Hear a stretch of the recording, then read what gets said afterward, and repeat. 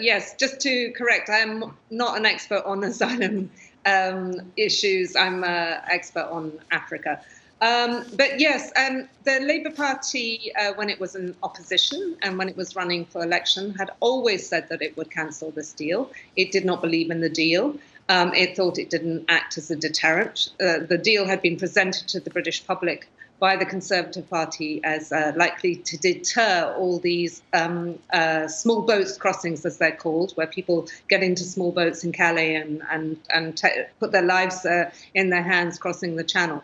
The Labour had always said it won't be a deterrent, and also took very seriously the point that was made by UNHCR and also many of the asylum NGOs, which is firstly, that Rwanda is not a safe place to send asylum seekers to, and secondly, that Britain would be violating its own legal obligations and a variety of European human rights legislation that it has signed up to. So Labour had always said it would scrap the deal, and that's what it's done. And it announced that it was scrapping the deal, right from the get-go, which again is what it had said it would do. So I think the question now is, why was so much money spent ahead of time? We understand that between £250 million and £270 million was spent without any asylum seekers being deported to the country. There were 4 people who went voluntarily and actually received payments of £3,000 a head. But they stepped forward and said they wanted to go.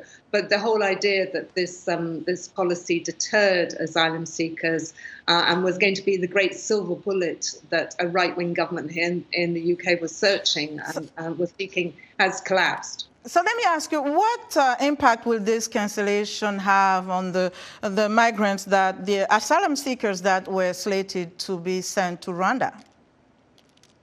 Well, a lot of them had been detained. 200 of them had been rounded up in the UK and put into detention facilities, waiting to be loaded onto planes and flown out to Rwanda.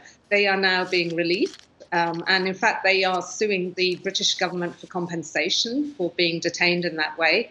I imagine that they will be feeling very relieved, but their lawyers will also be arguing that they have suffered all sorts of trauma and very unpleasant detention conditions. But I think, what we're going to see is going to be a shift in policy, and we will wait and see how effective that is. What the Labour Party is saying, and what the government has announced, including the Home Secretary Yvette Cooper, she's saying they're going to focus on the gangs, the trafficking gangs. Okay, Michela, we have to leave it there. Thank you so much for joining us today.